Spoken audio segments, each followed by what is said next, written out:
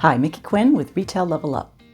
The title of today's Moment with Mickey is a quote that's associated with several different historical figures in the U.S., and there's all slight variations of the phrase. But the topic is, what would you do if you knew you could not fail? It's really a powerful question. What would you do if you knew you could not fail? The possibilities are endless. Yet so often you reason your way out of even trying to do the things that you're most interested in and the things you really want to do. Why is that? You weren't always like that. In fact, think of yourself as a baby, a small child, first learning how to roll over or crawl, walk, or ride a bike. Just about everything as a small child you tried to do the first time, you failed. And when that happened, did you say to yourself, well, that didn't work out. I'm not going to try that again? Of course not. You tried again and again. You were determined and you made it happen. So what about now? How tenacious are you? How determined are you to succeed at a goal that you want to achieve? Now is the perfect time to set some goals for things that you really want, and in the past you just haven't achieved them. Because maybe you haven't tried enough. Maybe because you have reasoned yourself out of even trying in the first place. I'd like to share a story with you about two women, Jill and Laura, who were senior executives in the merchandise department of a retail company. They had worked together for several years and enjoyed traveling. They would go to New York City, they would go to LA, they would go to market and look for product for their assortments. They would travel the US and to Europe to seek out the next fashion trends. And all while they worked and while they traveled, they often talked about the idea of someday wouldn't it be neat to have their own store. It was a fun idea. It was a dream.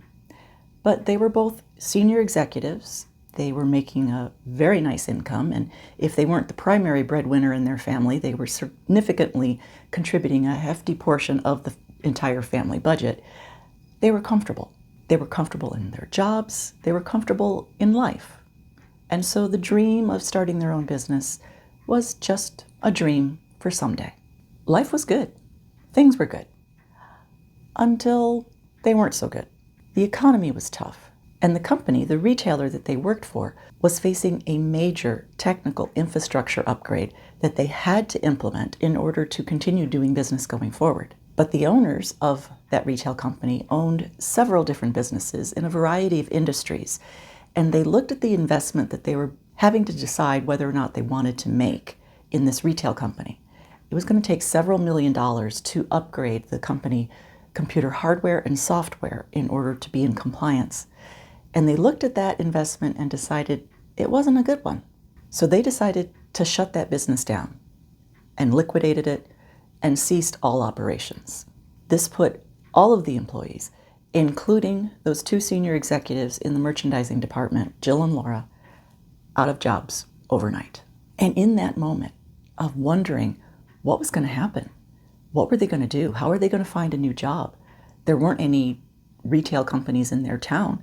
Would they have to move? But in that dark moment, the two women started talking about that idea that they had, that dream of owning their own store. It had always previously seemed like something far out in the future, that someday we'll do that. Well, they decided that someday had come. They made the decision to move forward with their idea. In less than 2 years, they had opened 5 stores. They had created 2 unique brands from scratch and built seasonal fashion assortments for them. And they had a very strong online business as well. And if you'd like to learn more about Jill and Laura's story, you can find them at LeilaandLavender.com. So was Jill and Laura's journey perfect? No, it wasn't easy starting their own business, but they were determined to try. What about you? What is your dream?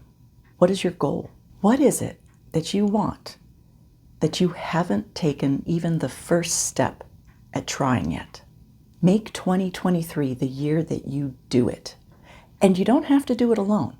At Retail Level Up, we help our clients do the things that they know they need to do that are going to help them achieve their goals.